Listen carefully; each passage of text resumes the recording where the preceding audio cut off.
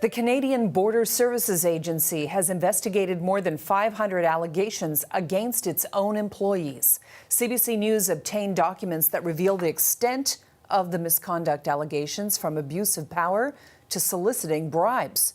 The CBC's Catherine Tunney is on the story. She joins me now live from Ottawa. Catherine, what kind of complaints are we talking about here? Well, Carol, it really runs the gamut. As you said, there's allegations of abuse of authority, bribery, misconduct, sexual harassment. There are a few cases, though, that really stand out. And one of the more serious allegations, and it was later verified, it was founded, was an officer who in the lunchroom would brag about how when he would take people aside to do searches, he would make them touch themselves and then put their hands in the mouth. And he liked to brag about that in the lunchroom. And the CBSA did investigate that case, and they said that man is no longer working for the CBSA. There's the case of $9,000 that went missing from a safe at a facility. There's a case under review right now where an officer allegedly was accepting bribes at the border. That's under review, as I said, but the case file that we saw alleges that he was accepting basically $500 for help with work permits at the border. Now, those are just three of the, as you said, more than 500 cases, complaints since the beginning of 2018 until the beginning of this year. We received that under an access information request. Now, the head of the union wanted to stress very clearly that, of course, all these cases are serious and unfortunate, but really wanted to stress that the majority of officers are quite professional, who have thousands of interactions with Canadians every year, and they aren't represented by these misconduct cases. Okay, so take us through the agency's full response here. Yeah, no, the CBSA says that it takes all these allegations seriously, and it investigates thoroughly. Now, they do have an internal mechanism to review these kind of complaints, be it from officers themselves or from the public. But critics for years have argued that the CBSA shouldn't be allowed to investigate their own. Now, of course, officers have a lot of power at ports of entry, Some of them carry firearms, they can search people. And if you're a migrant or an immigrant, they potentially have a lot of power over your future. So there's been calls for years for an oversight, an independent outside oversight body. Earlier today, the BC Civil Liberties Association put out a statement responding to the story today. And it reads, "These complaints reveal what happens when we give unchecked power to CBSA officers who have wider powers than police agencies. Every major police agency in Canada has some form of independent oversight, yet, despite its immense powers, there is no independent civilian oversight body to investigate CBSA officer misconduct or review CBSA policies." Now, this idea of outside oversight also has political support. A bill was introduced earlier this year to address this problem.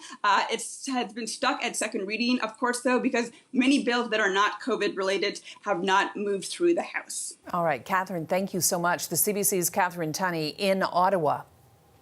My next guest has firsthand knowledge about the workplace culture of the CBSA. Kelly Sundberg is a former Canada Border Services Agency officer. He is now an associate professor in the Department of Economics, Justice and Policy Studies at Mount Royal University in Calgary, and he's the founder of the International Centre for Migration and Border Security Studies. And Kelly joins us now from Calgary. Kelly, welcome to you.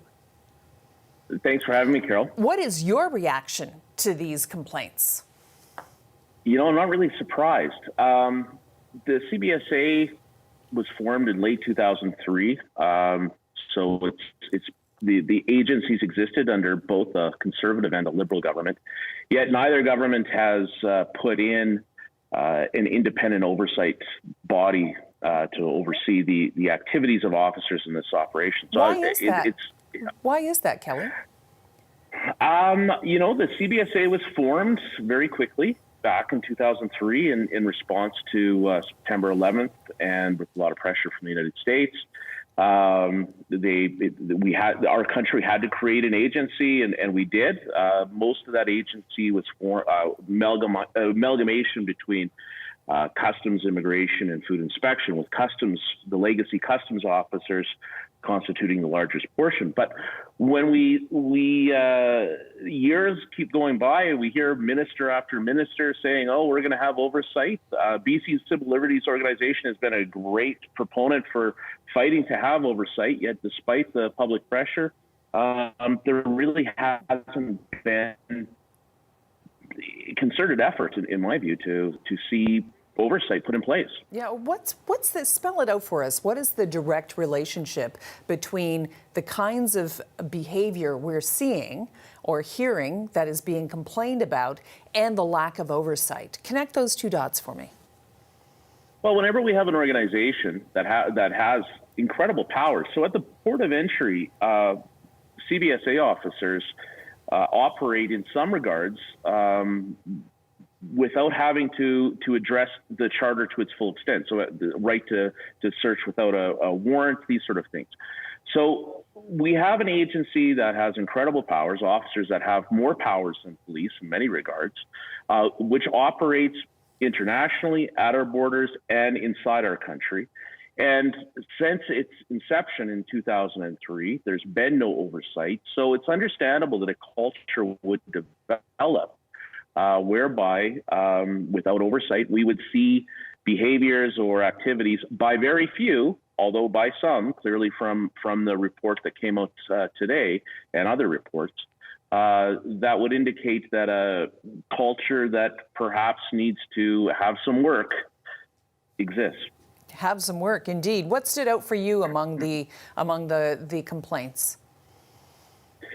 The concerns around the bragging or the boasting of using authority in a suggestive manner, having someone touch their genitals and then touch their face after and thinking this is funny and having it repeated. It's nice to hear that officer was terminated, but just the sheer number of complaints is concerning. And I mean, when we think of if these incidents had happened with, say, the Toronto Police Service or with another agency, there would be public outcry. But we don't see as Canadians the Border Services Agency daily. It's only when we cross the border, and so I think that is probably one reason there hasn't been the effort. It's just not as publicly known as, say, a policing agency that we see every day. Is it the culture inside? I mean, what contributes to it when somebody feels they can brag about humiliating a citizen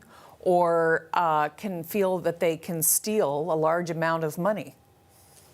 You know, I worked for the CBSA, or what's the CBSA today, for over 15 years. And by and large, the women and men who protect our borders are outstanding, ethical, professional individuals. And the leadership, some of my best bosses I've ever had are come from the CBSA. But in saying that, there is a small number, unfortunately, coast to coast. It's a large organization. There's 6,500 plus officers that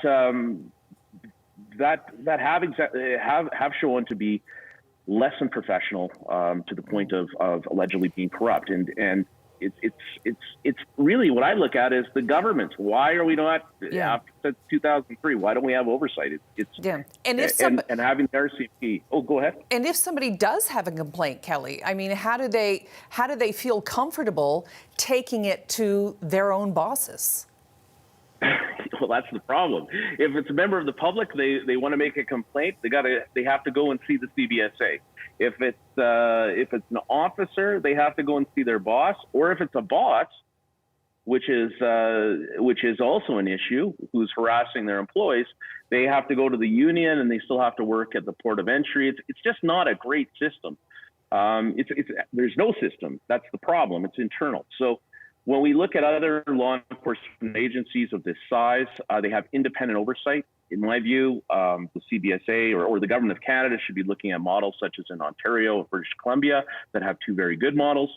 But something has to be done, and it should not be left to the Commission for Public Complaints against the RCMP. They're already backlogged.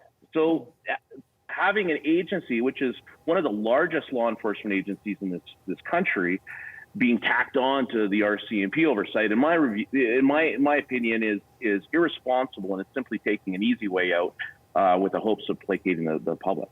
Kelly Sundberg, thank you so much. Thanks a lot for having me. Kelly Sundberg is a former CBSA officer and founder of the International Center for Migration and Border Security Studies.